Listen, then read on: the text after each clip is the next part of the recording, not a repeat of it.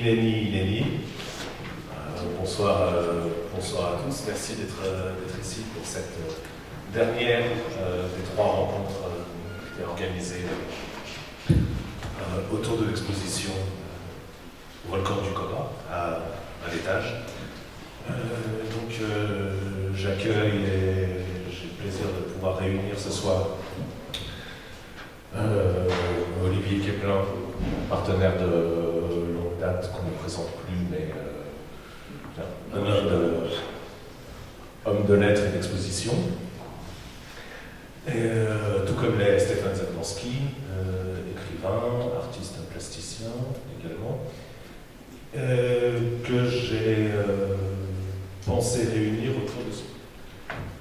J'imaginais, en tout cas jusque-là, que l'on tenterait de circonscrire quelque chose qui serait quelques pistes autour de, pour le dire de façon très vaste, la pensée juive, en tout cas telle qu'elle peut donner à réminiscence ça et là dans la peinture que je propose dans l'exposition, au détour de certains tableaux, de citations, ou encore de cette grande série qui va de Moïse à Freud, et ça et là. C'est un petit peu casse-gueule, et en préparant cette rencontre, en essayant de travailler un petit peu au thème qui pourrait être abordé, je me suis pris à écrire des notes qui ont formé quelque chose qui ressemble à un texte. Alors, je n'aurais pas la prétention d'appeler ça un texte, surtout pas entouré de cadors tels que mes camarades. Mais j'imaginais peut-être le lire en introduction. C'est pas énorme, enfin bon, quand même, il faut se le farder, ça fait trois petites pages. Je crois que ça donnera peut-être de quoi vous proposer quelques accroches peut-être de mots, peut-être de pensées, ou... enfin bref, je vais la lire, sa merde, je m'y mets. Et une fois que l'on aura commencé à rebondir sur toutes ces choses-là, n'hésitez pas à intervenir ou interjeter. Si vous êtes curieux, c'est la modalité la plus saine, la plus simple. Bon, je me lance et puis on verra bien.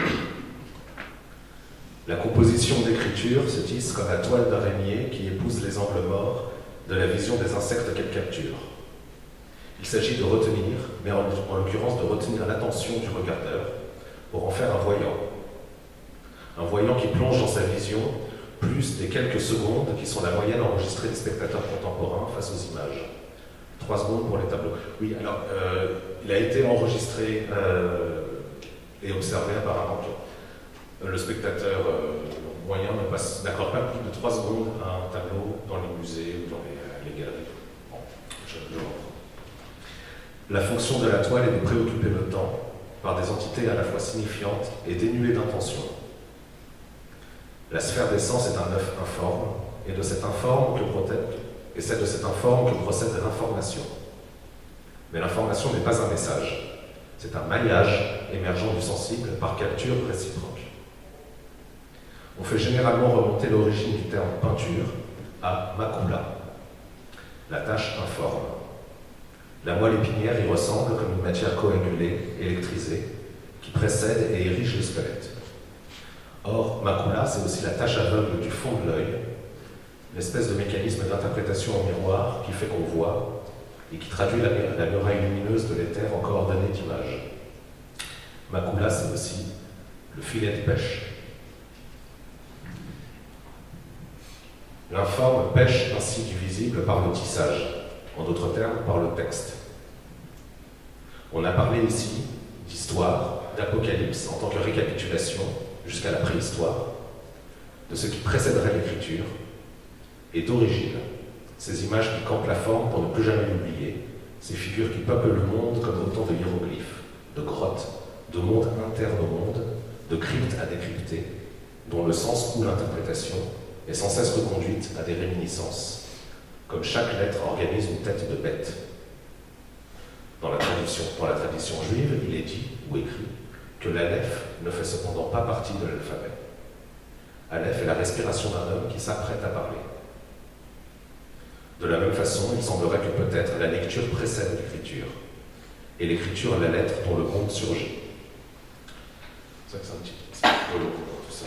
Je continue. Quand vous en avez marre, vous criez. Tu peux lire un chapitre et puis tu embrottes le chapitre. Eh bien, faisons ça. On s'arrête là, on c'est pas. On peut scinder sur les trois parties, c'est pas. Alors, allons-y. Ça soulage.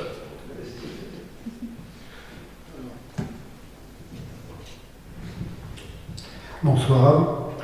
Alors, qu'est-ce qu'on peut dire sur ce qu'on vient d'entendre et sur ce qu'on peut voir? Parce que je viens de voir, moi j'ai découvert l'exposition il y a 1 heure, je l'avais vue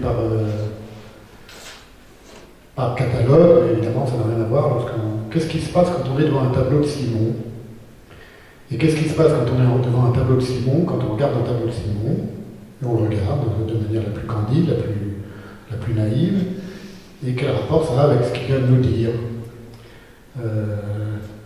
En ce qui me concerne, je pense que, de manière évidente, y compris par rapport à ce qu'il a écrit au début du catalogue où il raconte un petit peu sa vie, il ne raconte pas beaucoup sa vie, il a eu un événement traumatique à 20 ans, dont il parle beaucoup, et qui donne un sens quand même, un premier sens, une première direction de sens pour non pas comprendre ces tableaux, mais pour avoir une sorte de boussole possible.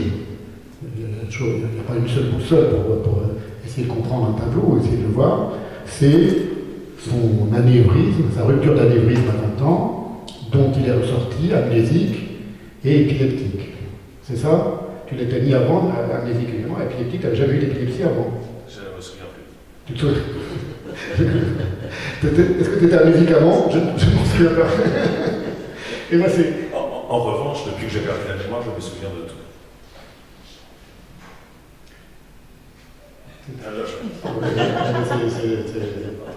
Donc, vous voyez, ce sont des paradoxes.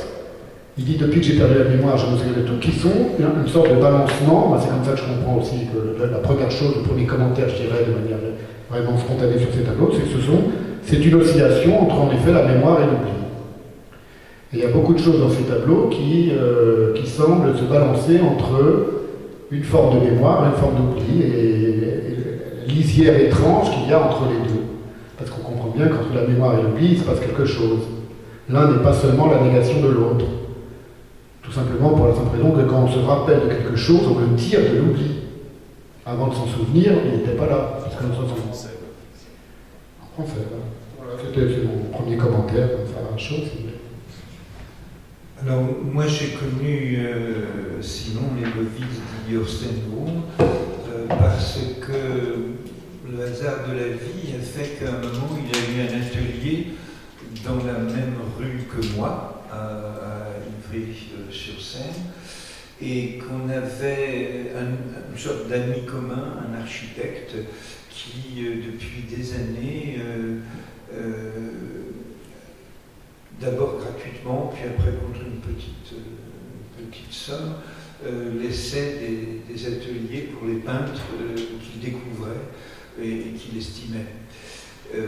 Cet architecte s'appelle Jean-Robert Mazot, c'est un architecte d'usines, de grandes usines industrielles. Oui, évidemment, usines industrielles. Et alors donc, on a décidé de se voir, et il se trouve que Horstenboom avait une admiration que je partage tout à fait, en plus parce que indépendamment de la qualité de son œuvre, j'ai connu l'homme qui était un ami que j'ai beaucoup aimé, un autre très paradoxal, qui s'appelait Gérard Gazierowski. Et donc, comme j'avais écrit quelques textes chez différents éditeurs, et j'avais donné des interviews, bien j'avais fait une émission de radio qui était dans le catalogue de Beaubourg, etc., sous forme de CD sur Gazierowski, on a commencé par parler de Gazierowski. Donc, pourquoi je parle de ça? Parce que Gazierowski était un peintre, un artiste totalement atypique, en ce sens qu'il s'est arrêté pendant 15 ans enfin 11 ans, puis il s'est réarrêté. Il a vécu ici, un peu à l'ouest, dans les Corbières, dans une maison où on ne savait pas ce qu'il faisait. Quand on allait le voir, il ne répondait pas tout de suite. Il avait fait des enregistrements tels qu'il imaginait ce que pouvaient être les Indiens. Et il diffusait ça, on entendait un langage indien selon Gazirovski. Et l'intérêt de cet artiste, c'est qu'il a été sans arrêt à la recherche de ce qui faisait en fait sa nécessité de peindre, son désir de peindre. Et sans doute parfois soit par découragement, soit par dépression, soit par réflexion, par analyse, il ne peignait plus, puis il repeignait, etc. Et quand on a commencé à parler de Gazirovski, on a évoqué ce que Horstenbaum en savait, ce que je pouvais lui dire de ce qui avait été mon expérience. Et puis à un moment, j'ai dit, bon, c'est très bien, Gazirovski est un grand artiste, mais maintenant il faut aller voir ce que vous peignez vous. Donc je suis allé dans l'atelier, c'est une sorte de bâtiment industriel. Et là, je dois dire, autant dire les choses comme elles sont, évidemment, ici on voit les tableaux très bien accrochés dans un musée, etc. Et quand je suis entré dans l'atelier, j'ai vu un atelier d'une incroyable activité, présence, etc. Je ne sais pas combien de temps il avait fallu pour peindre tous ces tableaux, mais peu. Et donc, étant un ami, je pense, d'artistes qui m'aiment beaucoup pour moi, ayant vécu avec une artiste, j'avais retrouvé les idées de Panofsky, n'est-ce pas? C'est-à-dire que selon les vieilles catégories de Pinel du XIXe siècle, le caractère de l'artiste serait, selon Panofsky, le mélancolique. Vous savez, il y avait le bilieux, le colérique, etc. Et ce qui voulait dire, en fait, si on rassemble ça, son artiste qui lui servait de base était Dürer. Mais malgré tout, de mon expérience beaucoup plus modeste, c'est vrai que j'ai souvent ressenti cela, c'est-à-dire des grandes périodes où il n'y avait rien, puis tout d'un coup l'atelier commençait à renaître comme les fleurs, si vous voulez pas. Et de nouveau, il y avait des œuvres, puis après, c'était le paysage après la bataille, etc. Je ne parle que de l'art, je ne parle pas de la situation sociale de l'art. Et donc, j'ai été absolument frappé de le nombre, mais ça ne veut rien dire. Puis après, la qualité des peintures, un peu aussi l'étrangeté des peintures, mais ce que j'ai reconnu tout de suite, c'est la peinture elle-même. Bien sûr que sans doute il y avait des sujets, bien sûr on pouvait y reconnaître, je ne sais pas, Piero della Francesca, le songe de Constantin, Picasso, etc. Mais ce qui m'a frappé avant tout, parce qu'au fond, vous qui êtes des amateurs de peinture, vous savez bien que le sujet est une chose, mais finalement, que le sujet principal de la peinture, quel que soit tout ce qui l'accompagne à partir de nos sentiments, de nos expériences, de notre vécu, généralement c'est la peinture qui est le sentiment principal de la peinture.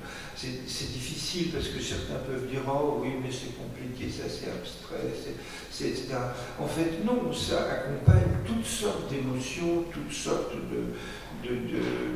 d'analyses, pourquoi pas, toutes sortes de mots que nous prononçons quand nous sommes devant une peinture. Et là, j'étais absolument, pour être honnête, avalé, ou en tout cas touché, mis en mouvement par la peinture qui était dans cet atelier. Je me disais, mais comment est-ce fait exactement? J'y reconnaissais tout d'un coup des compositions, mais masquées, invisibles, mais visibles tout de même, avec, comme dirait Paul Klee, et aussi un jeu des couleurs. Daniel Dezeuze me disait tout de suite, avec des couleurs extrêmement bien placées, etc., etc. Donc, la première réaction, elle est un peu académique, voire peut-être sans intérêt, mais je me suis dit, mais il y a un talent extraordinaire, quoi. Donc je me suis dit, il faut que je fais la connaissance d'Orstenbaum, mais il faut que certainement je vais continuer. Ça m'a passionné. Alors pourquoi je raconte ça? C'est parce que parfois on essaye, après j'ai essayé de dire mais comment comprendre les choses.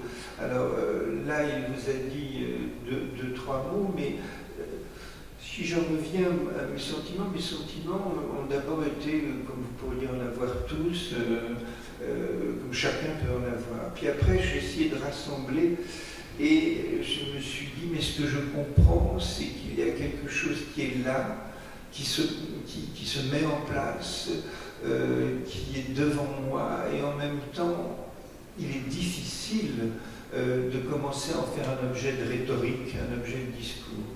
Et dans les discussions, pour en venir à ce qui nous a peut-être été proposé comme sujet de discussion,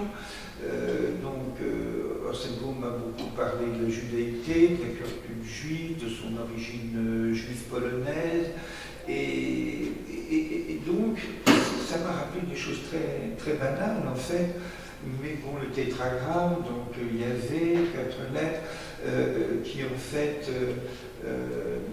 ne disent pas ce qu'elles disent, donc ce sont ces lettres et autre chose, et je me suis dit, mais au fond, j'y retrouve j'avais mis trois mots, c'est-à-dire j'y retrouve en quelque sorte on pourrait dire, une étrangeté, c'est-à-dire ce que nous voyons, il est difficile de ne pas le considérer comme étrange par rapport à ce que nous sommes, nous ne reconnaissons pas, ou si nous reconnaissons très vite, nous sommes arrêtés. La deuxième chose, c'est que malgré les titres et malgré les séries, le sens est très mobile, ça bouge, on le suit, on le perd, etc. Donc le principe d'incertitude, qui n'est pas simplement de la culture juive, mais qui est aussi de la culture quantique, de tous les grands physiciens quantiques. Et puis, il n'y a pas de début et de fin. Alors ça, ce sera peut-être un sujet de débat avec Simon Leibovitz, parce que je n'y vois pas une totalité close. Parfois, ils emploient ce mot, tout est là. Et moi, je ne vois pas ça. J'ai le sentiment qu'une figure a été posée, qui en a entraîné une autre. Comme il dit, je pose quelque chose et après la peinture m'informe sur ce que je suis en train de faire. Et c'est ça dont je vais rendre compte. Eh bien, moi, je ressens cette idée qu'une figure en amène une autre. Donc, le Change de Constantin amène une figure prise dans un recueil de gravures du XVIIe, puis dans une scène observée, puis dans un visage d'enfant, puis chez l'artiste Brut Dragueur, mais ça n'est jamais des citations. Je ne sais pas si vous avez ce sentiment, ce n'est jamais des citations, il y a une sorte, alors la même chose que j'ai ressenti, d'appropriation et régurgitation, c'est rendu en quelque sorte. Et donc ce sentiment-là me donne le troisième sentiment qui est le sentiment du devenir, c'est-à-dire étrangeté, incertitude, devenir, et c'est comme ça que j'entre moi dans les tableaux. Après il se passe des choses un par un. Alors, devenir, ça tombe bien, parce que je suis en train de relire Ernst Bloch, les traces dont la première phrase est précisément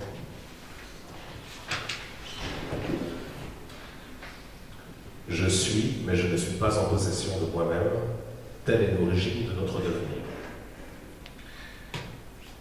Je crois, en fait, il faut se retourner vers Stéphane, qui est un vrai érudit, surtout quelqu'un qui a réfléchi sur...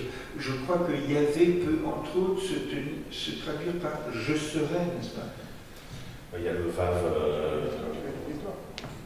Oui, ça vaut le coup de... Il y a un futur, quoi.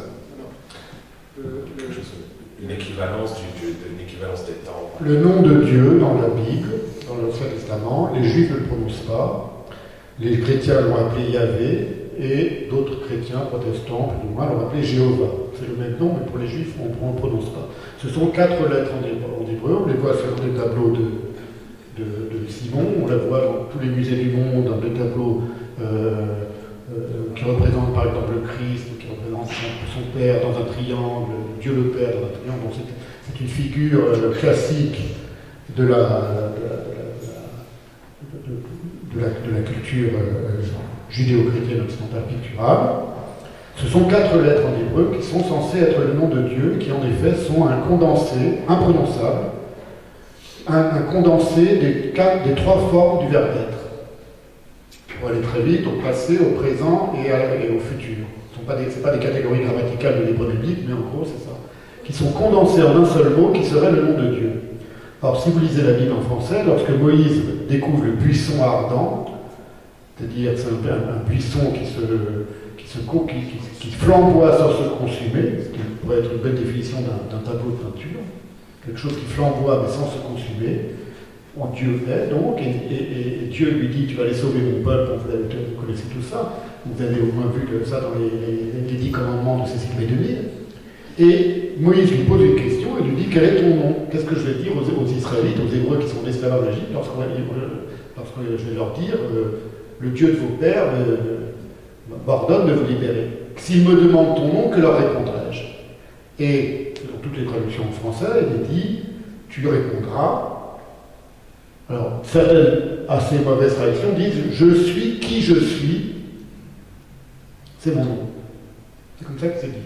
C'est comme ça dans la Bible, dans le début du livre de l'Hébreux. Une traduction possible, une autre traduction possible plus littérale, c'est je serai que je serai. Ayez à chérir. Je serai que je serai. Et il continue dans le texte de la Bible, et il dit dis-leur, je serai. Donc il met que la première moitié de son nom, comme s'il oubliait, comme si la seconde moitié sombrait dans l'oubli, m'a ordonné de vous dire, de vous libérer d'Égypte, etc.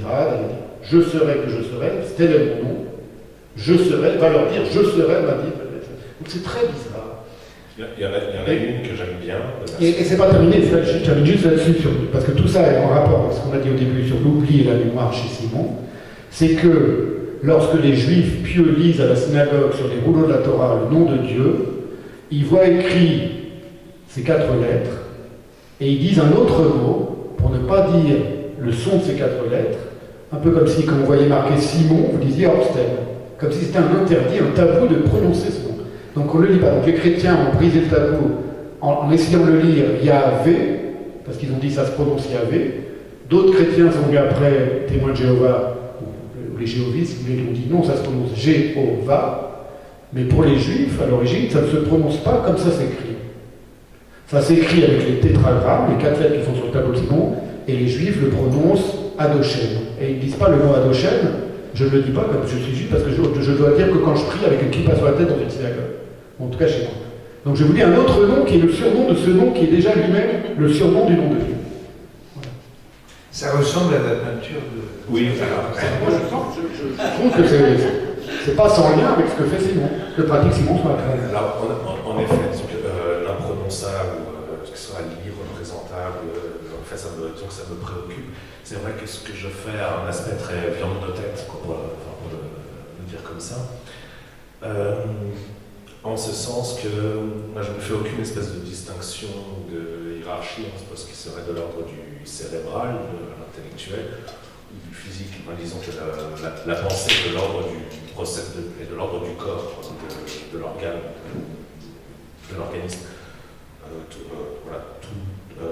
Tout de go. Il y a dans les noms de Dieu, il y a une interprétation que j'aime bien, c'est celle qui consisterait à dire qu'il aurait répondu bon, je suis les, alors je ne suis pas moche, mais je suis L', c'est-à-dire le déjà conjugué. C'est une idée qui me plaît bien, en ce sens, elle indique qu'il y a déjà un précédent, il y a déjà un raisonnement qui précède ce dont l'entendement est issu, et puis bon, dans la tradition, le monde entier est issu du texte, quoi, de la lettre. Ça, c'est une idée, c'est un principe qui est assez fondamental, je crois, dans la façon dont j'aborde les choses.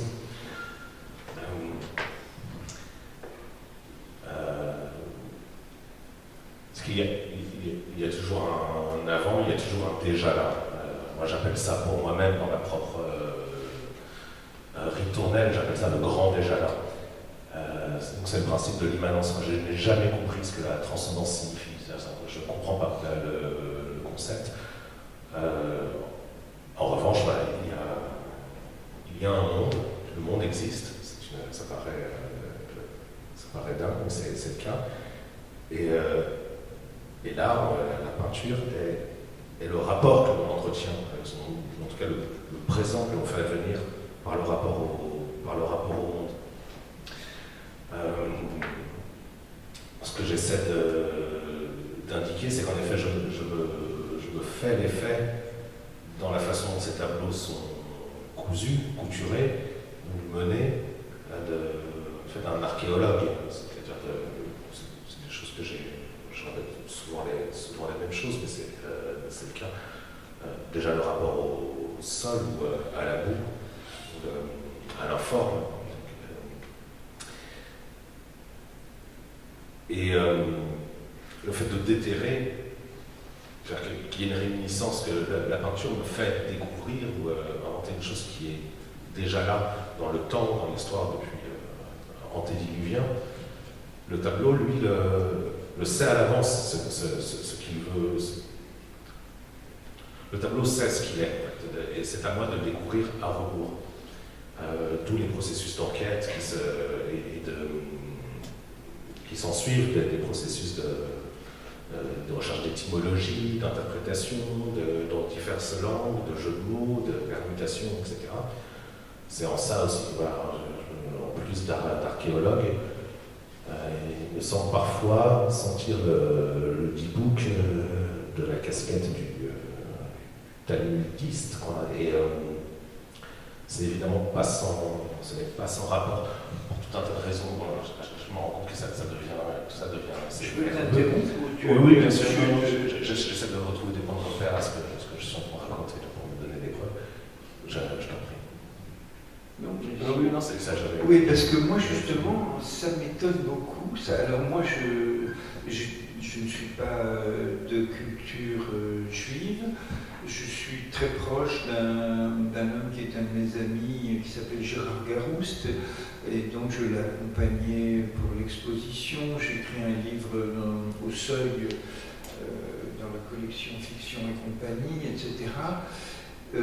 Et donc je parle de là, moi. Je parlerai plus d'un endroit, d'un Pékin qui est amateur d'art, si vous voulez, et enfin c'est un peu plus loin, parce que moi, sans l'art, je n'aurais pas sans doute vécu très longtemps, à vrai dire, même si j'aime beaucoup mon prochain, mais l'art est un élément essentiel, et il y a quelque chose que je ne ressens pas. Je comprends très bien ce qui est dit de façon philosophique et principielle, qui est que l'écrit précède, que la lettre est peu de temps avant l'être, comme vous le rappelez dans un de vos textes, mais moi je ne sais pas, je pense que l'expression, chacun, on pourrait peut-être en parler, l'émotion ou l'intelligence de l'art se fait généralement contre le mot, contre.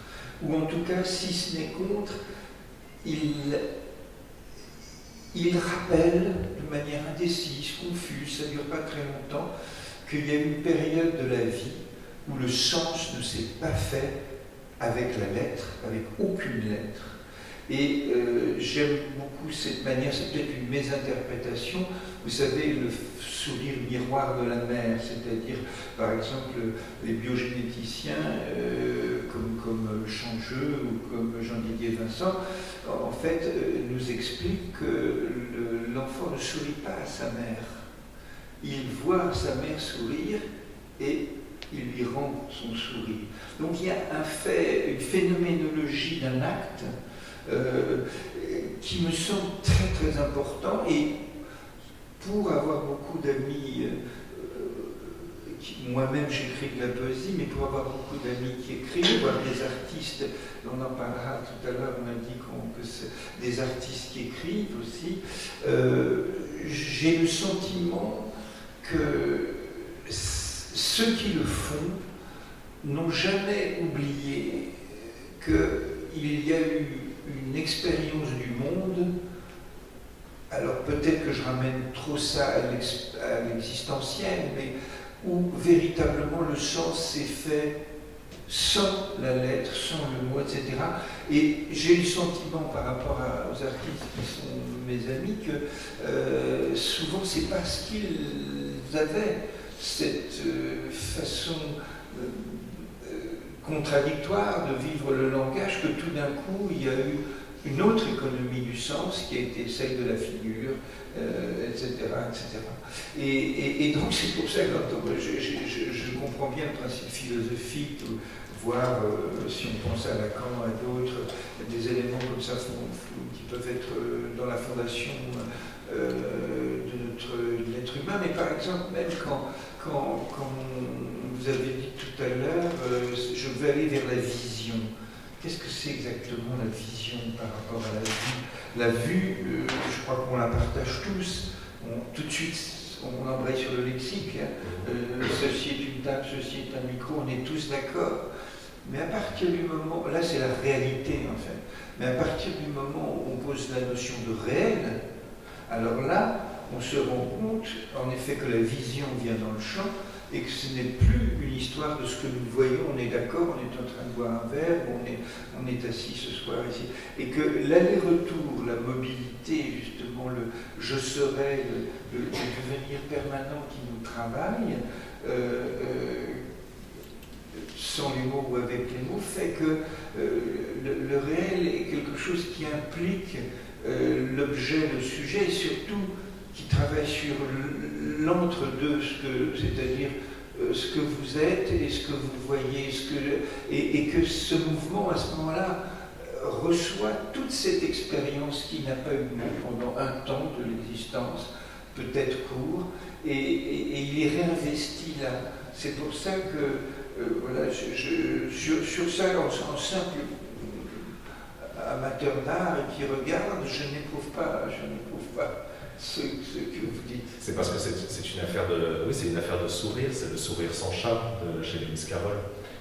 C'est-à-dire que devient le sourire une fois que le chat a disparu, une fois que le chat n'est plus visible, il reste que devient ce sentiment ou cette impression une fois que la chose qu'il a suscitée ou celui qui l'a éprouvé n'est plus là. Donc il demeure le fait même. Qu'est-ce que c'est qu'un mot?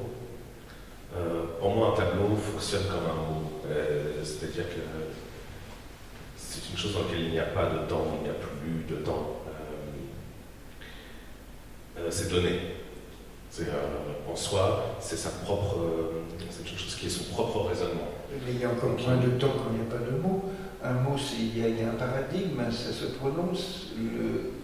Non, parce que quand il n'y a pas de mot, on cherche le mot et ça peut prendre longtemps. On cherche ces mots. C'est la question que je pose. Y a-t-il une autre expérience où on ne cherche pas? Le sourire, oui, il y a l'histoire du sourire de Mozart aussi. Pourquoi c'est la grande complainte de Salieri. En quoi le génie de Mozart, de quoi est-il fait, comment l'interpréter? Et Mozart est par un simple sourire, c'est un étant donné.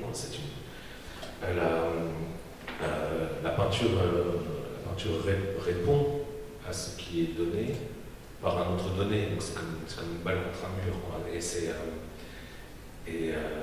c'est en ça que c'est du pur présent. Il n'y a de présent que par le mot ou par le tableau. C'est comme les yeux d'un bébé. Avant d'arriver au mot, alors. C'est un hiéroglyphe, en fait c'est la réalité. Voilà, il n'y a de réalité que par le fait même du mot ou du tableau. Alors je fais jouer le parallélisme entre le mot et le tableau exprès, pour terminer sur cette histoire de sourire, l'enfant qui naît en souriant, c'est un des fils de Noé, il me semble. Il y a une histoire comme ça. Bon, ce serait quelque chose qui serait de cet ordre-là, c'est-à-dire d'une innocence. Il rira. Le rire de Sarah, le fils de... Bah, c'est toi qui sais. Je te demande si c'est à Zachary, on a plus de sourire. Moi, je me souviens d'un nouveau-né, d'un enfant qui naît en souriant. Ou en riant. C'est Isaac. Riant. C'est Isaac, le fils d'Abraham et de... Isaac. Ouais. Isaac veut dire il rira, parce que Sarah a ri parce qu'elle avait 90 ans et Dieu lui a annoncé par un ange, tu vas te meurtre. C'est un rire, c'est pas un sourire. Donc ça, il porte dans son nom le sourire, le rire de sa mère. Ah, ce sera donc le préalable au rire, donc le sourire, comment on dirait. Oui, donc cette impression, là je parle c'est l'impression globale que m'offre le fait du tableau, le fait du mot. En dehors de quoi se déroule le temps, ou le temps historique, ou toutes ces choses-là. Il n'y a, on en est débarrassé dans le sourire sans charme. C'est quelque chose de cet ordre-là. Il y a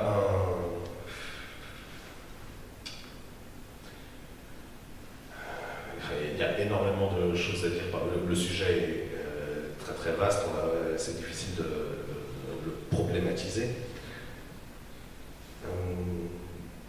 La peinture a un raisonnement qui lui est propre. En aucun cas ce ne sera une illustration où l'écriture picturale n'est pas dépositaire d'un sens qu'elle emprunte ailleurs. En revanche, elle peut, c'est même sa fonction, elle peut accueillir le sens. Elle peut me prendre en charge et réguler absolument toute chose et tout fait du monde.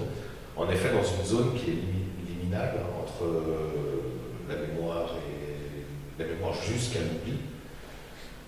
Et on en parlait tout à l'heure, mais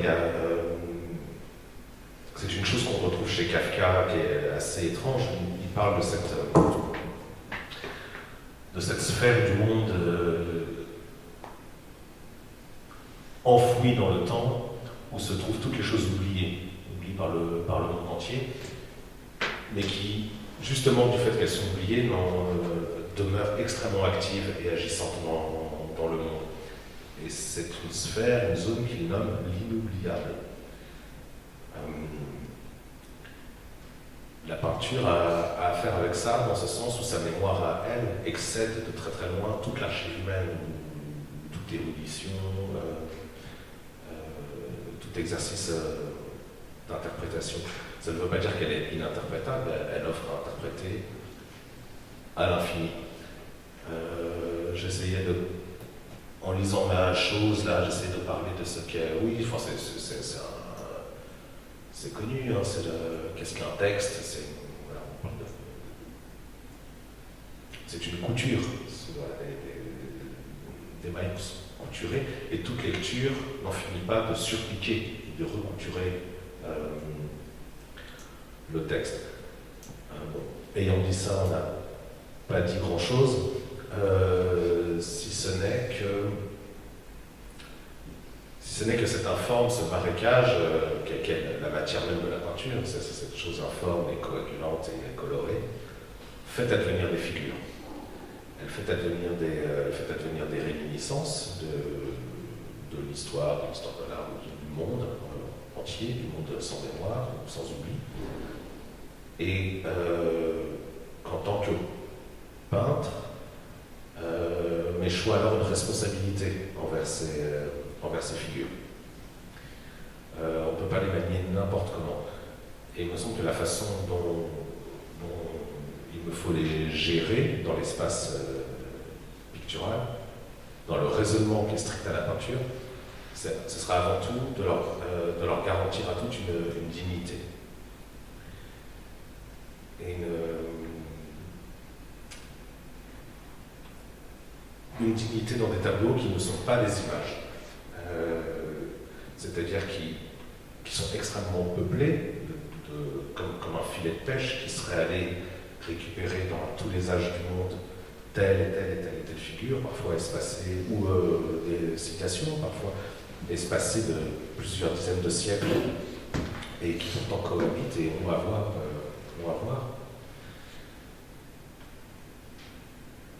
Et toute cette peuplade se trouve disposée à équidistance.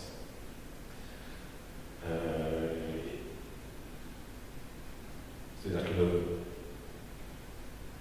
tout point du tableau est équidistant de n'importe quel autre. Je ne sais pas très bien ce dont je suis en train de parler en disant ça, mais c'est un sentiment très puissant de composition et d'établissement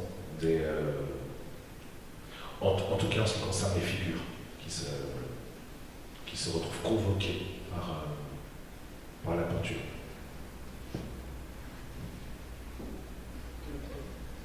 Non, oui, là, on a changé, on aborde un nouveau thème en fait.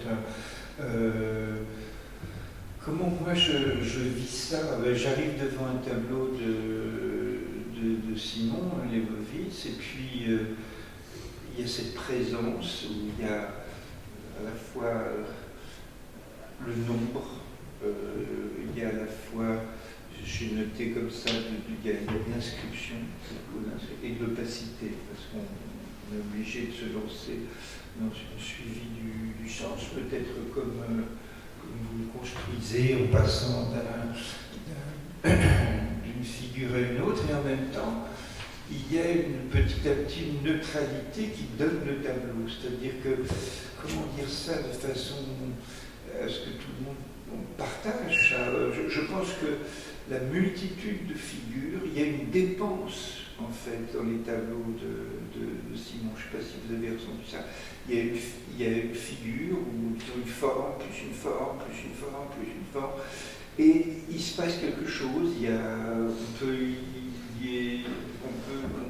on peut voir naître une histoire, je pense, hors de... Moi je suis assez d'accord avec Lyotard quand il dit, vous savez, ce philosophe français, que l'art n'est jamais un argumentaire, donc il n'y a pas d'argumentaire, mais toute une série de sensations, de sentiments, d'appropriation qui fait que ce nombre va provoquer, j'ai envie de dire, vous savez comment on dit ça, je crois en physique, de la chaleur, c'est-à-dire que une chose, plus une chose, plus une chose, plus une chose, finalement il y a des forces de frottement, et je pense que ça, il y a de la dépense en fait, on sent cette dépense devant les tableaux de Simon, et cette dépense a un drôle d'effet qui est peut-être la constitution du tableau, c'est que petit à petit, on oublie les bouts d'histoire qu'on a pu voir.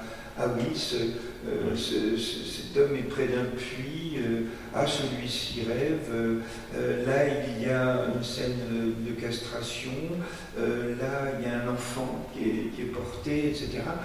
Et c'est fait avec un excès, en fait, hein, il y a beaucoup donc le nombre en quelque sorte, et ça me fait penser à une réflexion d'un poète américain de la Beat Generation qui s'appelle John Giorno, qui était un copain de Ginsberg, etc., qui nous expliquait, il faisait des poèmes de Liszt. En France, il y avait un titre comme ça, je ne sais pas si vous l'avez entendu, qui s'appelait Bernard Heidsieck. Et donc ça s'accumulait, ça s'accumulait, ça s'accumulait. Et quel est l'effet final? Eh bien, je pense que l'effet final, c'est le blanc. C'est-à-dire que toutes ces choses-là sont bien là, elles existent, il y a des histoires, il y a des figures, mais au bout du compte, quelque chose se constitue devant nous qui va au-delà de cela. C'est peut-être le tableau, le fameux tableau blanc, ou bien peut-être ce que évoque souvent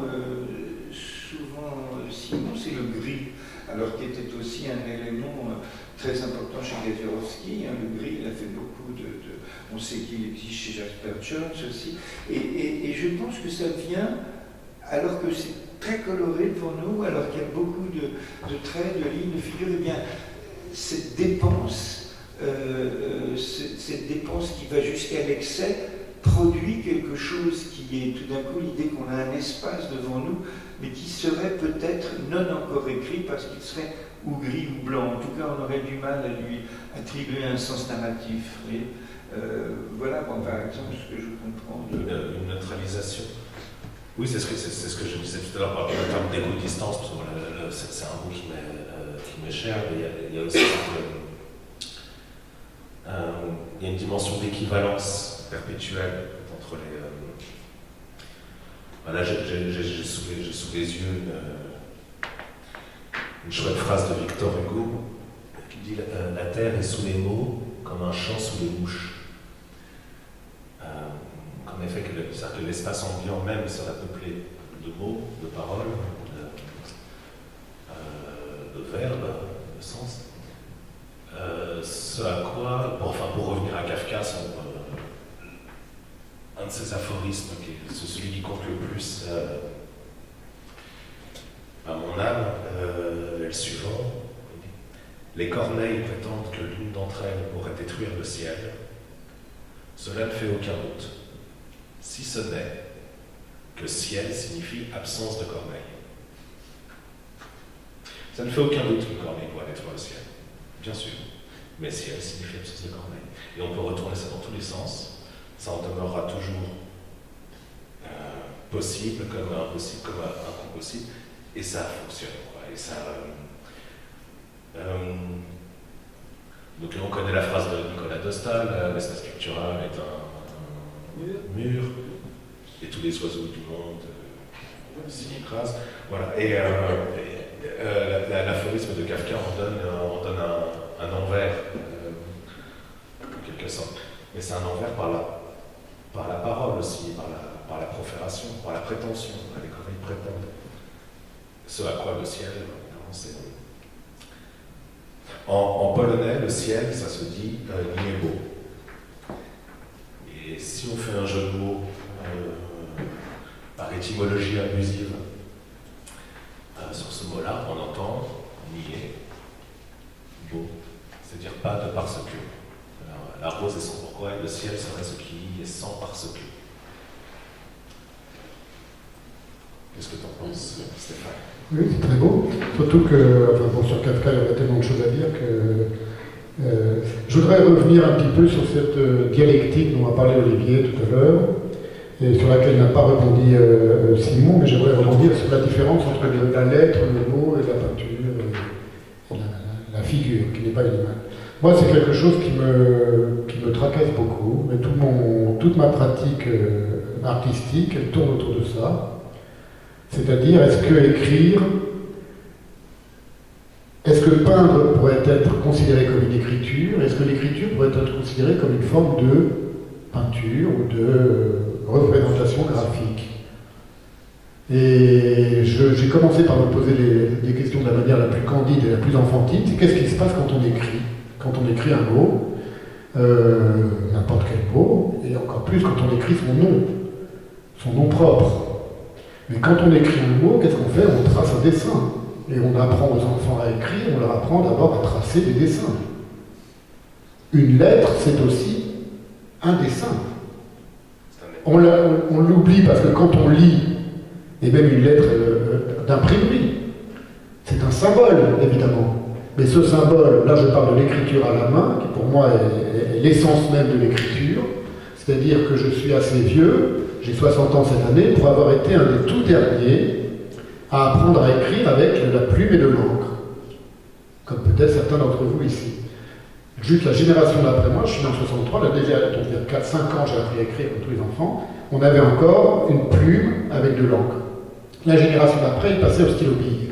C'est-à-dire que je suis le dernier, c'est une réflexion que je me suis fait adulte, je suis le dernier qui soit encore lié avec, par exemple, la manière dont Baudelaire écrivait. Il écrivait à la plume. Baudelaire avait connu la plume d'oie, et il est passé de la plume d'oie à la plume en fer. Moi, j'ai pas connu la plume en fer, mais j'ai connu la plume. J'ai pas connu la plume d'oie, mais j'ai connu la plume en fer. Donc, on a des commentaires de Baudelaire sur ce que ça signifie que d'écrire avec une plume en fer. Il a essayé une première plume en fer, et il a dit c'est comme marcher avec des sabots sur des pavés. Ça ne lui plaisait pas du tout.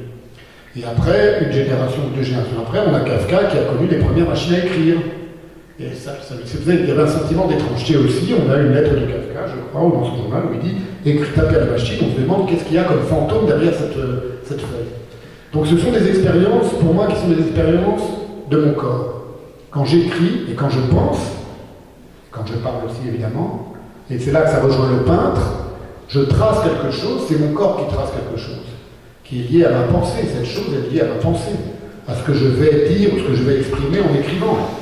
Mais ce que je vais exprimer en écrivant, le mot que je vais écrire, quel qu'il soit, et quels que soient les mots qui vont le suivre ou qui le précèdent, donc c'est la lettre même, c'est pour ça que l'unité de base, c'est quand même la lettre.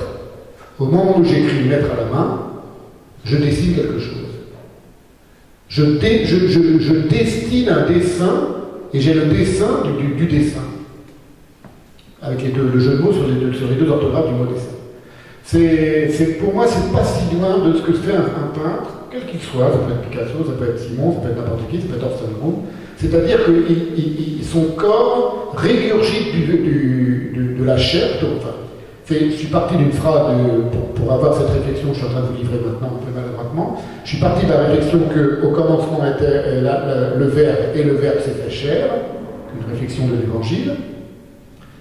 Je me suis dit, que fait le peintre et que fait l'écrivain, c'est qu'ils reprennent à travers leur chair, ils régurgitent du verbe, de la verbalité. Au commencement était le verbe, c'est le début de l'Évangile selon Saint Jean, et le verbe s'est fait chair, c'est l'incarnation du Christ.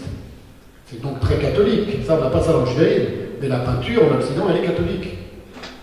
En islam, la peinture n'est pas un art islamique, et dans le judaïsme non plus. Il y a de la calligraphie. Moi, je suis calligraphe aussi, je fais que des tableaux de peinture, d'écriture, pardon, de toutes les couleurs. Donc voilà, je ne sais pas si ça vous parle, mais voilà, pendant que Olivier rebondit là-dessus, je vais vous faire une démonstration avec mon corps, et je vais écrire le nom de Simon, vous allez voir ce que je vais dire. Je fais ça en tout petit, parce que je viens de fermer mon atelier, donc maintenant c'est comme ça que je fais des tableaux, c'est des miniatures, mais je pense que ça va vous parler. Oui, là je me sens déjà plus dans mon espace, parce que en fait, là je vais peut-être dire des grosses bêtises, parce que je ne suis pas qualifié par rapport à la judaïté, mais quand j'étais jeune, ma famille était catholique, enfin chrétien catholique. Et je me suis intéressé à d'autres religions quand j'avais 17-18 ans, d'abord le protestantisme, et puis après je me suis beaucoup intéressé, grâce à tout de même c'est pas mal la télé, la radio, parce que j'ai entendu cet homme qui est archi connu, Elie Wiesel, qui disait que comment dirais-je, il y avait au XVIIe siècle une révolution sentimentale qui était le racinisme, etc. Et je ne sais pas pourquoi, en tant qu'adolescent, je préférais la révolution sentimentale qu'à la loi du livre. Déjà, je sentais que la loi du livre, je ne voyais pas très bien où le corps venait se mettre, et le corps était relativement important. Alors j'ai comme ami un philologue, je crois que aussi connaît Stéphane, qui est Marc-Alain Bachnine, qui a des tas d'arguments pour voir ressurgir, mais toujours à travers la philologie, le corps. Et moi je reste persuadé, c'est pour ça que ce que dit Stéphane, et je connais ses travaux, et vous allez en voir un, donc, mais si on oublie Stéphane une seconde, mais je ne veux pas l'oublier, mais Jacques de la Villègle a fait comme ça toute une série, et même Cortot, le vieux Cortot avant, enfin bon, ainsi de suite. Il y a même une petite partie de la poésie visuelle qui est... Mais ce que je veux dire par là, même par exemple, je ne suis pas tellement passionné par l'art conceptuel, mais par exemple, quand c'est Lawrence Wiener, un Américain qui est mort l'année dernière, il peignait ses lettres, elles étaient jaunes, vertes, Lawrence Wiener, extraordinaire, il est mis dans le conceptuel, mais bon, je ne sais pas, peut-être.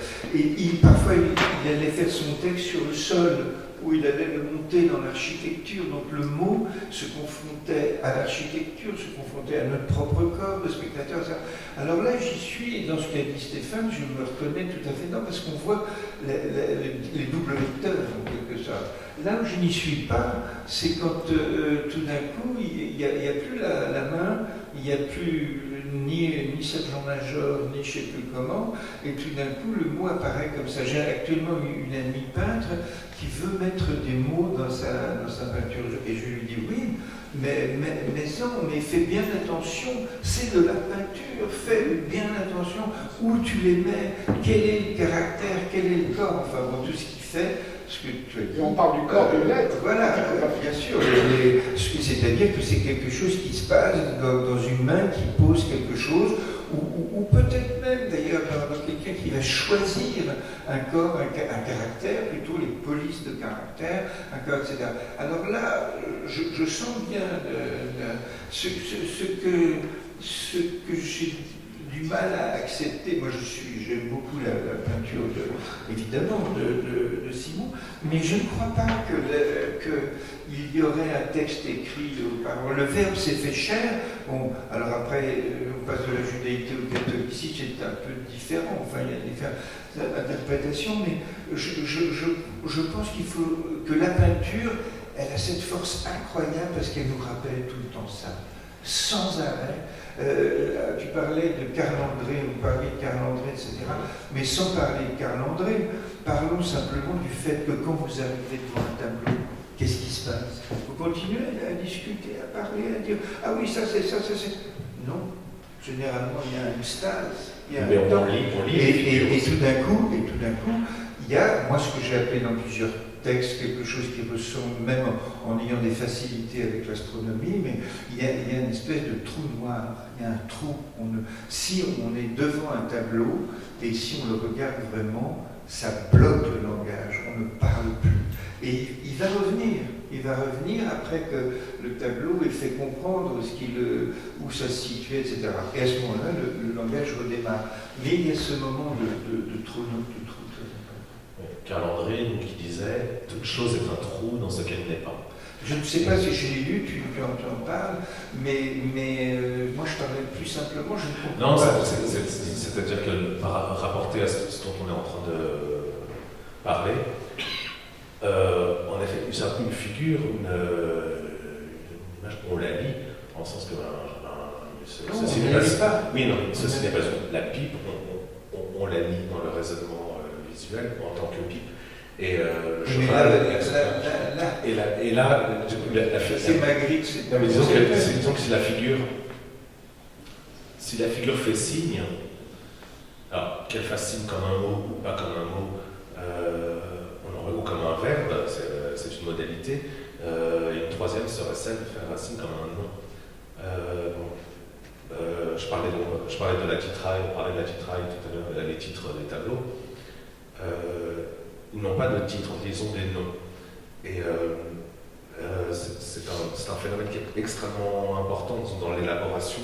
Le plan principal d'enquête et de recherche consiste pour moi à trouver le nom du tableau. C'est cette espèce de verrou. Dans les langues slaves, c'est le même mot pour dire le verrou et le château. On appelle ça un zamok. Et je suis à la recherche du zamok, du tableau. Est-ce que c'est ton tableau qui te donne son nom? Oui, bien sûr. Lui connaît son nom et moi je dois pouvoir nommer son nom. Mais il s'agit en effet de faire fonctionner le tableau comme émanerait un mot. Je termine là-dessus. Je lisais tout à l'heure, je suis tombé tout à l'heure sur une page ça m'a beaucoup frappé, puis là ça tombe à pic. De la formidable Olga Tokarczuk, écrivain polonaise, prix Nobel, dont le nouveau roman sort aujourd'hui, comme par un fait extrait. Et il est écrit ceci. Les mots et les choses créent des espaces symbiotiques, comme les champignons et les bouleaux. Les mots poussent sur les choses. Ce n'est qu'alors qu'ils atteignent leur maturité sémantique. Ils sont prêts à être prononcés quand ils ont germé dans leur paysage. Dès lors, il devient possible de jouer avec eux comme une pomme mûre, de les sentir, de les goûter, de lécher leur surface ou de les faire éclater en deux d'un coup sec pour examiner leur intérieur pudique et juteux.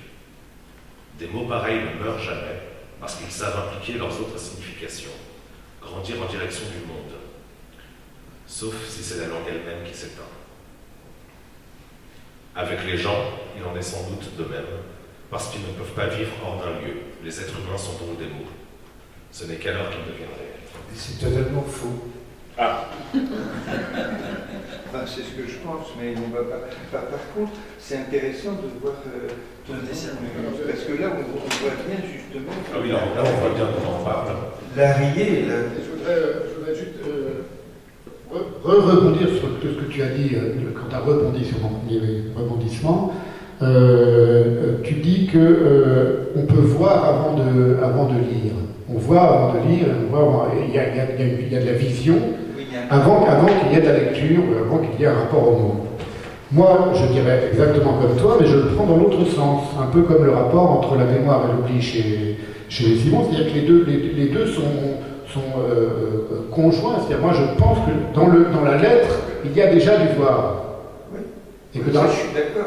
Et pour moi, je ne dis pas, je dis, le mot ne vient qu'après la lettre et qu'après le tracé, la trace, à la main de la lettre, et donc du mot, ce que j'ai fait devant vous. Donc, ce que j'ai fait devant vous, si je dois le commenter, j'ai écrit Orsterngroom. Vous avez vu, hein, c'est pas un tour de magie, j'ai écrit les lettres du nom de Simon. Donc ça, c'est le portrait de Simon pour moi. Un portrait miniature de Simon. Je serais un figuratif, j'aurais fait un petit tracé, ou je serais Kafka, j'aurais fait un petit bonhomme. Il y a toutes les lettres de son nom, donc son nom y est, son surnom, Orsterngroom, mais je pourrais faire la même chose avec son nom Simon Leibowitz, et c'est quoi l'autre partie de ton nom? Comment tu veux... C'est imprononçable. Eh ben, je peux l'écrire, parce qu'on peut l'écrire, puisqu'on a les lettres, vous voyez, c'est l'avantage.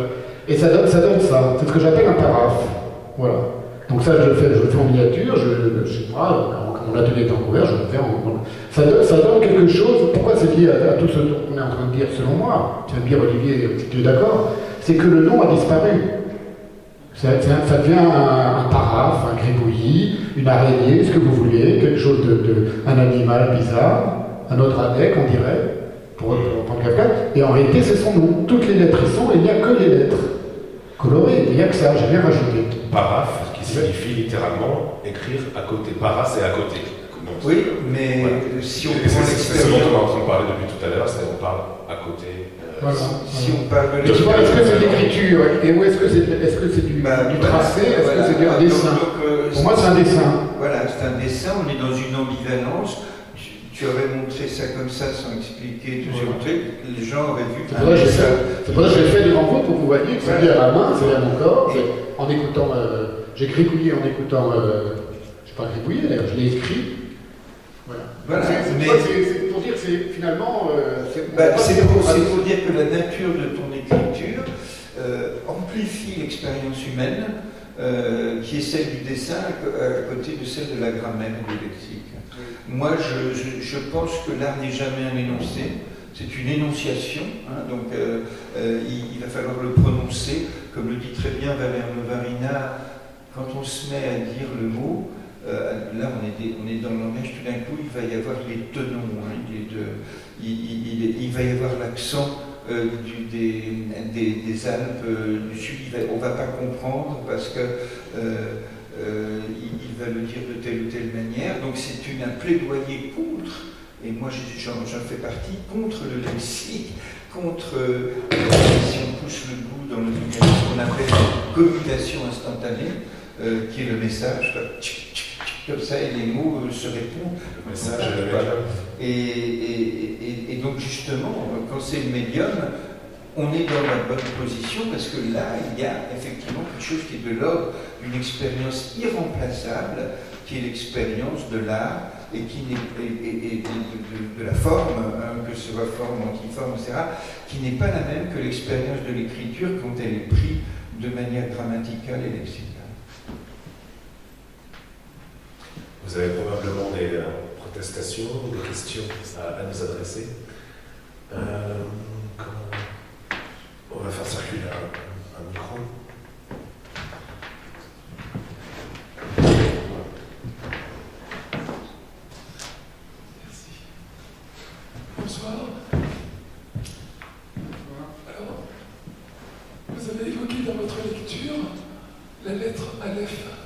que vous avez associé à l'oubli, gorgé de mémoire.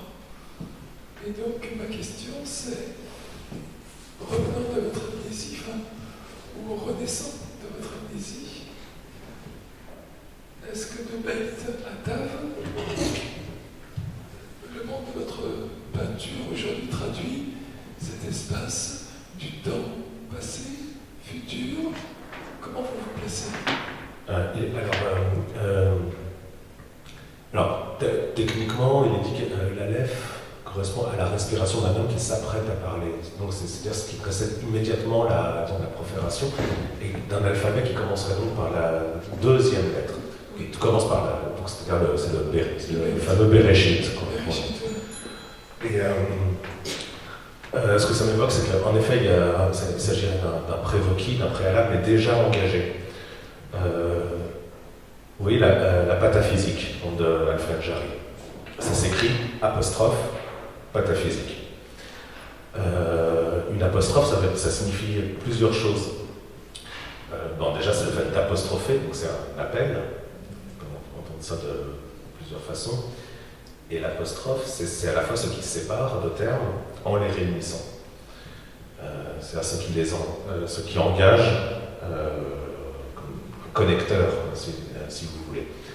Donc la pataphysique commence dans sa connexion avec ce qui précède, c'est-à-dire en l'occurrence le rien ou le tout du monde et ou du langage, pour proposer par définition ce qu'elle nomme des solutions imaginaires. Alors comme on parlait de profération, justement, si la nef c'est le fait de s'apprêter à parler et que le monde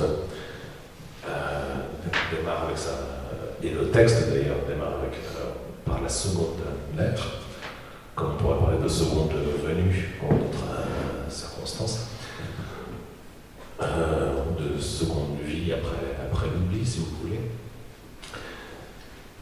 Allons-y pour une phrase extraordinaire de Alfred Jarry qui nous dit « Oui, madame, je crois en Dieu, car il faut un Dieu pour créer quelqu'un comme moi.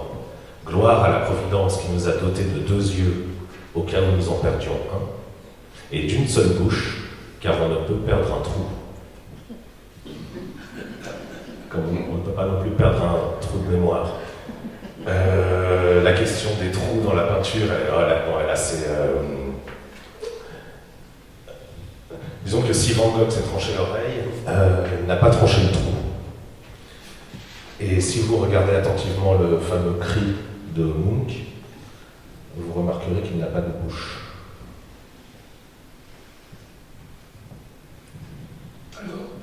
Alors quoi? Alors, l'hébreu, oui. signifie nommer. Pardon? Hébreu signifiant nommer. Alors pour ça, on attend le retour de Stéphane. Je voulais aller prendre un catalogue pour voir comment s'écrit ton nom, la fin de ton nom, parce que je ne connais pas par le Je vais te faire une dédicace, tu verras bien. C'est quoi la question? C'est quoi la question? Hébreu signifiant nommer, de l'Aleph, qui est la première lettre de l'alphabet, cette lettre muette, et qui laisse, pour notre artiste qui renaît quelque part. Donc, c'est toujours la même question. Donc, c'est de cette lettre Beit dont il émane toute une œuvre dans un espace, dans un temps, passé, futur, et j'imagine que le présent est déjà passé. Donc, Alors, si j'ai bien compris votre question, et si j'ai bien compris ce que veut dire Simon, vous savez le dire, dans la mystique juive, parce que tout ça c'est des choses qu'on trouve dans la mystique juive, la première lettre de l'alphabet hébraïque, il y en a 22, c'est le Aleph.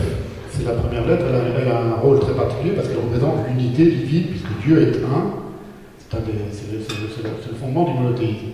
Or, les rabbins, les commentateurs et les mystiques ont tout de suite demandé si Dieu est un, pourquoi la Bible commence par la deuxième lettre. Bereshit, au commencement, ce qu'on traduit par au commencement, ça commence par la deuxième lettre, pas par le Aleph.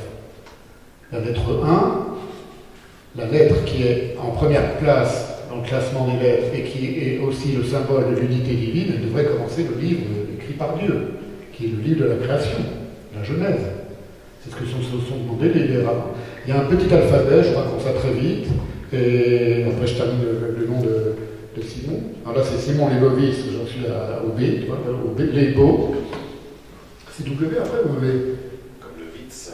Comme le Vitz, le Vitz. Donc je vous raconte ça très vite, c'est ce qu'on appelle un petit midrash, c'est-à-dire un petit commentaire biblique sur la création du monde. C'est-à-dire que on considère dans la mystique juive que, ça rejoint notre conversation, que Dieu a créé le monde, au commencement Dieu créa les cieux et la terre, en écrivant. Dieu est écrivain pour la mystique juive. C'est un écrivain, il a pris les lettres de l'alphabet hébraïque, elles étaient là, et il les a mises en ordre, et il a écrit les premières lettres, Bereshit, au commencement, etc. Et au moment où il écrivait, pendant qu'il écrivait, le monde se composait. C'est ça l'idée de la mystique juive. Pourquoi il commence par la deuxième lettre? Eh bien, il y a une petite parabole, si vous voulez, une petite légende célèbre, enfin pas célèbre, enfin qui est connue des experts de la pensée juive, qui dit c'est que toutes les lettres sont venues auprès de Dieu et lui ont dit Dieu, je t'en supplie, commence ta Torah, commence la création du monde, commence le texte sacré avec moi, fais-moi cet honneur. Et elles sont venues dans l'ordre inverse, de la dernière à la première. Donc la première lettre qui est venue devant Dieu, se présenter devant Dieu, c'est la lettre en hébreu Tav, comme dans le mot Torah, la lettre qui se prononce T. Comme si le Z venait, dans un alphabet latin, venait en premier, il dit commence avec moi. Et il lui dit pourquoi? Il dit parce que, par exemple, je suis la lettre qui est dans le mot vérité, lettre en hébreu, donc commence avec moi, je suis une lettre de vérité, et ta Torah, ton livre, ta création, et le monde doit être un monde de vérité. Il dit c'est vrai, mais tu es aussi la lettre du mot mort.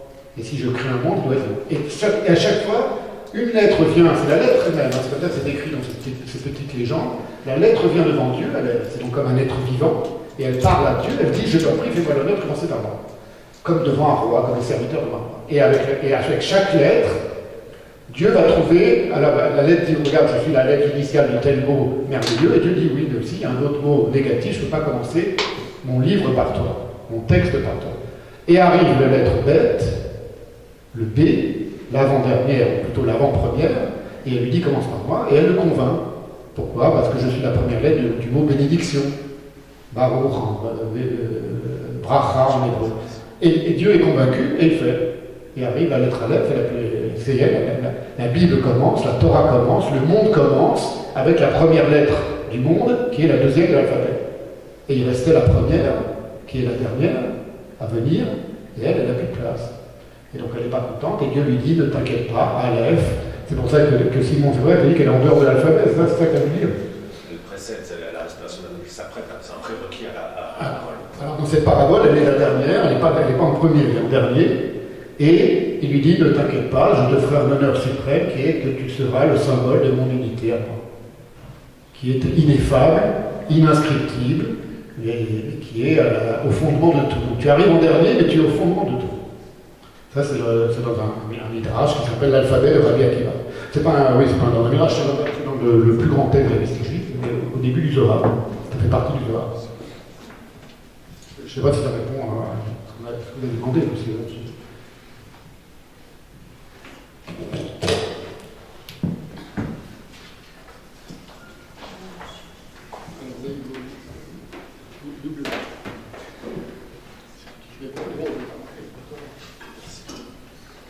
C'est plus facile à dessiner les Boris que... C'est plus facile à dessiner. à dessiner, ouais. Vous voulez dire dessiner le deuxième que le premier ou le... On va s'arrêter sur le premier alors. Je vous réponds très sincèrement, c'est un jeu. C'est-à-dire, j'adore ça. Je me fais plaisir à moi, mais je me suis aperçu après, j'ai intellectualisé en disant en fait j'écris, je dessine et les deux sont indissociables. Comme lui finalement. Oui, c'est vrai. Il peint et il écrit en même temps, c'est de la peinture, c'est de l'écriture. C'est pour dire à Olivier finalement pourquoi séparer les deux. Kiff. Pourquoi distinguer l'écriture et donc tout ce qui relève de la pensée, de la théorie, de Fils de l'autre. Non, je ne les sépare pas, je dis que ça Non, n'est mais pas... c'est toi qui sépares. Oui, c'est pas la même expérience fondamentale humaine. humaine. Voilà. Mais je répondrais à ça en disant que l'une fait office de l'autre, et en employant le terme office à dessein. Bonsoir, excusez-moi, j'avais pris le micro pour vous poser une question. J'étais très intéressé par cette discussion sur l'articulation entre la peinture et l'écriture. Et j'ai l'impression que on doit à tout prix faire une analogie et donc plaquer, chercher dans la peinture quelque chose comme l'écriture. Donc je suis d'accord avec M. Capelin, je crois, que c'est vraiment une expérience très différente. Et il y avait la référence à l'écriture au porte-plume. Je voulais vous faire parler d'une petite anecdote. Quand on écrit au porte-plume, j'ai aussi écrit à la plume, je suis gaucher, et avec ma main gauche, je passais dans l'encre fraîche et je faisais des tâches. Bon, j'ai eu quelques problèmes à l'école avec ça, mais en faisant des tâches, on passe dans un autre univers. L'écriture est quelque chose, c'est une transcendance. On la lit. Quand on la lit, on est ailleurs. Quand on est simplement dans le trait, c'est vraiment une autre expérience. Et je voulais, je suis un peu long, peut-être, je ne sais pas, mais je voulais revenir à votre tableau. J'ai l'impression, M. Boum, que vous avez des références, des textes, des mots qui vous motivent. Mais une fois que vous êtes dans la peinture, il y a quelque chose qui déborde. On pourrait le dire en termes formels, mais en termes formels, c'est toujours gênant parce qu'on a l'impression que la forme est en manque de sens. Et vous avez parlé de raisonnement pictural, ou raisonnement peinture. C'est très intéressant, mais peut-être que le terme de raison n'est pas le bon non plus. Dans la peinture, dans l'espace de la peinture, dans l'expérience de la peinture, c'est peut-être autre chose qui se passe que ce qui se passe dans l'écriture, que la signification du langage. Enfin, je ne sais plus ce que je dis, mais si ça... Oui, mais absolument, c'est-à-dire que si ce n'est pas un raisonnement, il y a une pensée spécifique propre à la chose même. C'est quelque chose qu'on comprend très bien avec la musique, par exemple, si on se met à siffloter, etc. C'est pas autre chose, vous voyez. Donc mais ce que vous pointez du doigt, ça rejoint très spécifiquement un mot qui a été évoqué au tout début de cette conversation, qui est celui de l'origine même de c'est la maculation, quoi, la maculation jubilatoire, c'est ce terme de macula.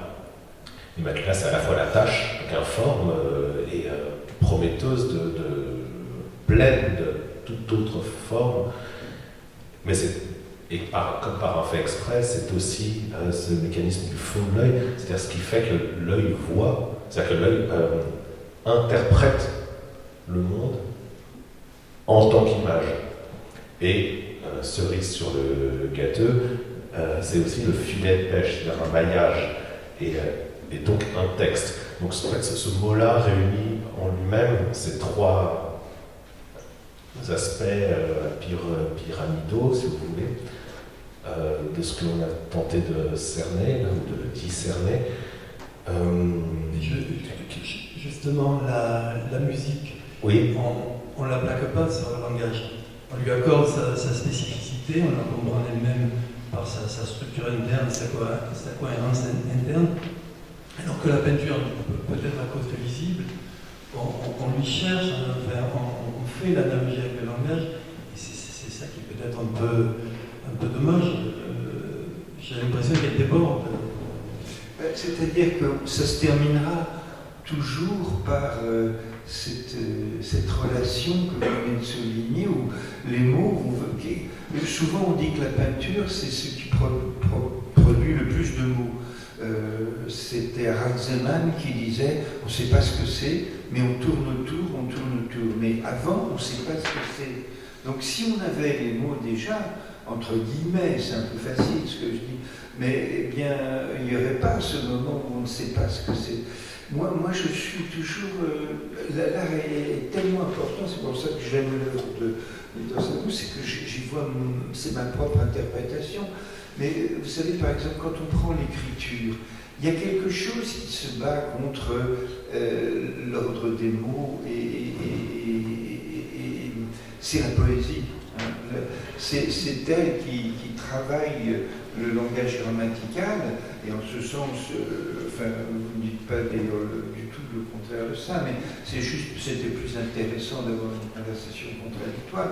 Mais par exemple, quand vous prenez Hölderlin, vous savez, il parle tout le temps qu'il faut arriver, il faut que chacun d'entre nous arrivions cette aventure, cette expérience de l'ouverture.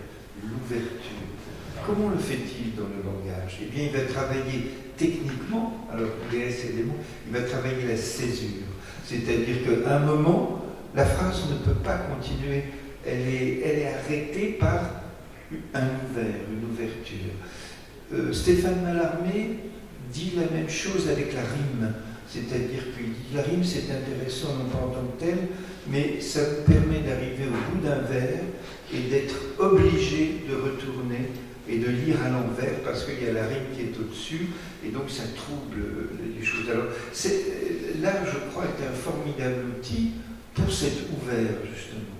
Et il y avait à l'époque, en 68, il y avait Cours, Hölderlin, le vieux monde est derrière toi, et c'est couru dans l'ouvert. Et je pense que l'art, enfin pour des gens de mon genre, qui peut-être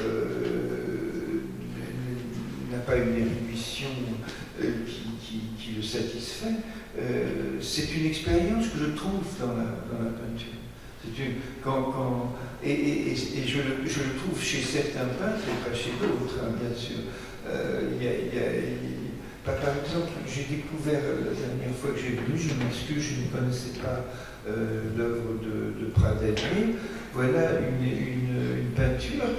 On voit bien qu'il se défait de la lecture qui donnerait la signification. Il y a la lumière, il y a ceux qui seraient des murs mais qui n'en sont peut-être pas, sont des paravents, etc. C'est-à-dire que c'est la même chose quand Stéphane parle de les lettres du mot du nom commun, du nom propre de Simon, et en même temps, quand on voit ça, on perçoit autre chose. Alors, pour moi, c'est cet entre-deux qui compte. Toute la dialectique de l'abstraction. Voilà, de l'abstraction, de la poésie. Et du concret. La poésie dans l'art abstrait. Oui, la poésie lutte contre la communication. Contre les mots de la tribu, hein, comme disait l'autre. Et moi, je pense que toute forme est abstraite, tout simplement, en peinture. Toute. C'est-à-dire, c'est ce que me disait ce formidable, enfin je trouve, sculpteur hollandais Engvisch, et on lui posait des questions, est-ce qu'il y a des espèces de formes de corps, etc. Et il disait, mais non, mais cette forme, elle n'existe nullement, elle ne peut pas être soumise à la réalité. Vous allez reconnaître peut-être un bout de jambe, etc., mais c'est une pure abstraction. Oui, c'est simple, on ne peut pas tout savoir. La peinture, en effet, la peinture, on ne sait pas ce que c'est, on ne sait pas ce que ça peut faire, on n'en a aucune idée. En revanche, on peut savoir ce que ça n'est pas. Et comme pour la poésie, c'est exactement ça. Il s'agit en tout cas de désactiver la fonction qu'on lui prêterait, qui serait celle de communiquer, de communication dans un sens ou d'un message quelconque, mais plutôt de faire proliférer la matière même de sa pensée propre, si vous voulez. La peinture possède une pensée propre, c'est en ce sens que je parle de raisonnement tout à l'heure, mais comme la langue, que ce soit pour un stade de tohu-bohu d'un forme, c'est tout simplement par l'exercice de la chose en tant que phénomène de vie et phénomène C'est un acte. Oui. Il faudrait, on n'en a pas fini, il y a la différence entre ce qui est un acte et ce qui est une désignation. L'acte, évidemment, est beaucoup plus instable et plus difficile à cerner. Y répondre en tant que matériau, si vous voulez. J'ai l'impression, d'après ce que j'observe chez JMR, comme chez moi, que l'on est peintre. C'est quelque chose que... Et parce que l'on est peintre, on fait des tableaux. C'est notre fonction, on fait le job. Mais de la même façon qu'un boulanger fait des baguettes, si vous voulez, ou qu'un avocat fera des plaidoiries.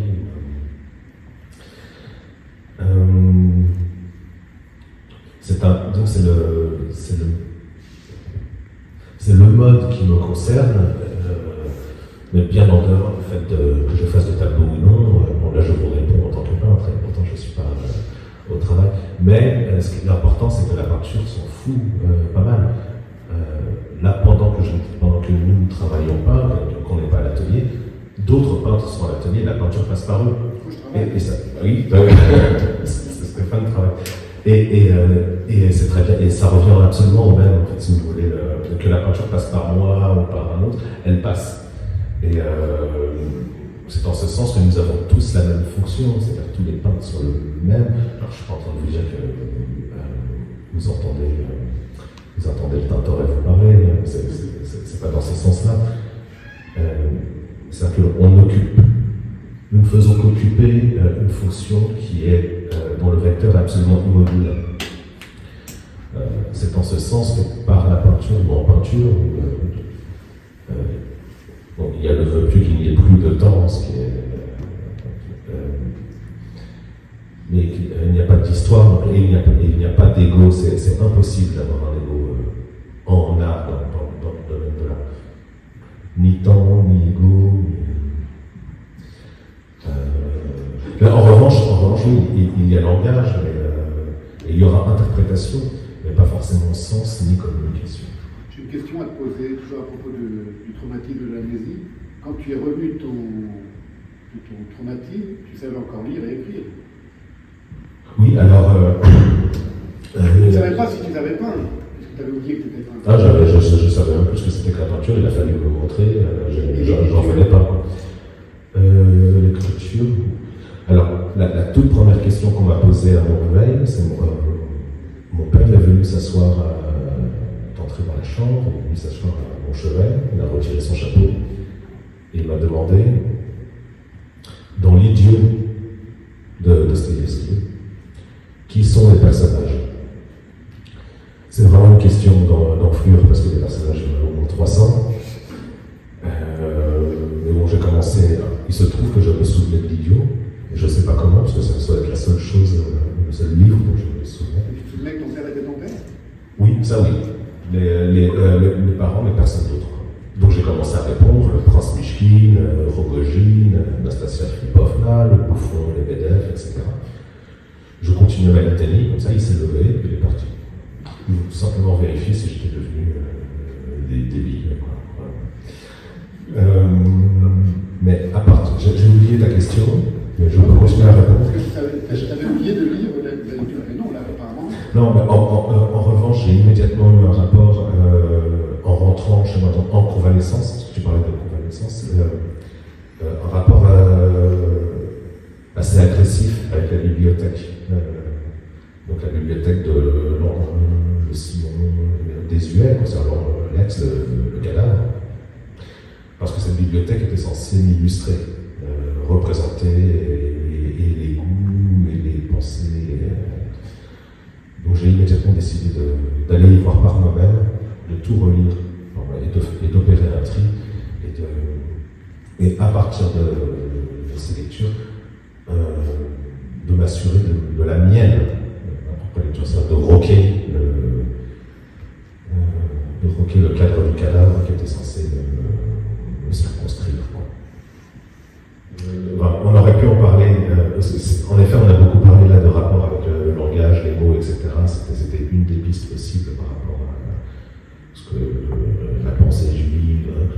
Mais en effet je me suis vécu et je me vis toujours comme un D-book, ne sachant pas qui est le D-book de qui. Le D-book étant, comment dire ça, le D-book ce serait l'équivalent, si vous voulez, d'un esprit. Par lequel on est possédé. Sauf que le D-book, c'est un esprit qui s'attache par sympathie. qui a quelque chose à terminer, bon, voilà, qui vient une hantise qui vient hanter, je sais pas comment on appelle ça, l'exorciste, mais quand on est... Possession. Possession, voilà. La possession n'est pas nécessairement démoniaque.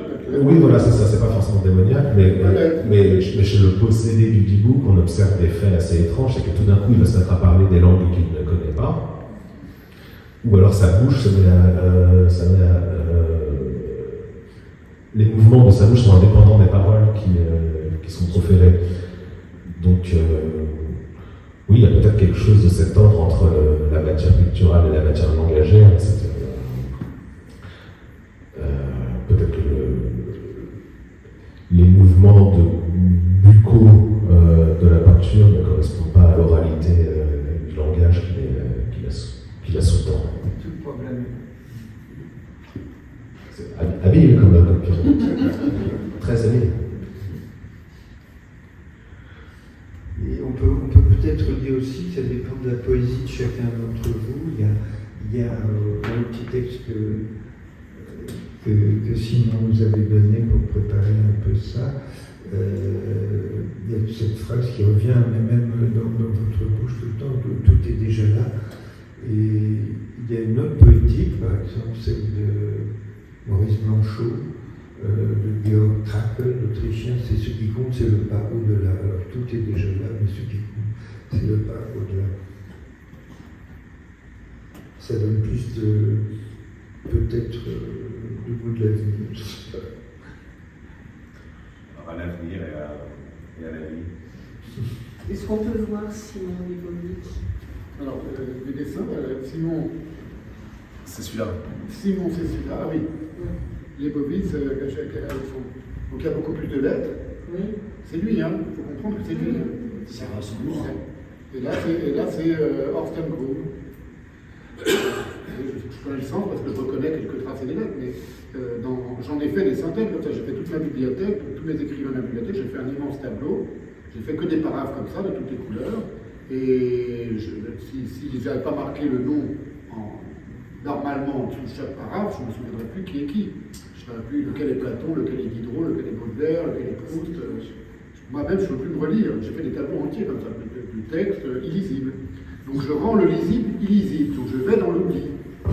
Je fais une démarche un peu symétrique de celle de Simon, c'est que je pars d'un texte, là c'est un nom propre, mais c'est un texte, un nom c'est un texte. Hein. Je pars d'un texte, ça peut être n'importe quoi. Je prenais les fables de La Fontaine, je prends une fable de La Fontaine, on la connaît, elle ne va pas changer, je n'ai pas à la retrouver, je n'ai pas à m'en souvenir, elle est là, je n'ai pas à aller à sa recherche.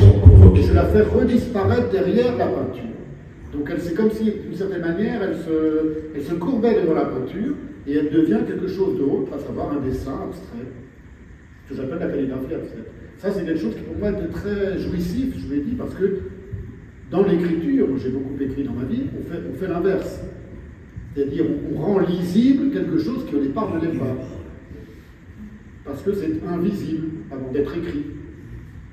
C'est vrai aussi de la peinture, mais la peinture ne dirait pas que je l'écris. Il dirait je le peins, et avant d'être peint, c'est pas visible. Sauf peut-être le carré blanc sur fond blanc. Mais la dialectique entre le visible et l'invisible du peintre, je l'ai transposée dans une dialectique entre le lisible et l'illisible. Par le biais, non pas d'un acte passif qui est celui de la lecture, qui n'est pas vraiment un acte passif en réalité, c'est un vrai acte d'écriture pour moi, la lecture.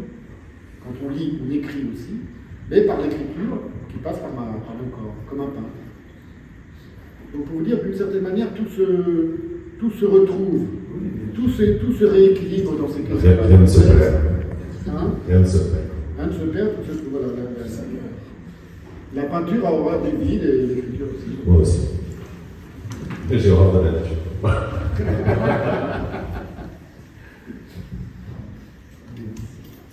Merci. Merci beaucoup. Beaucoup.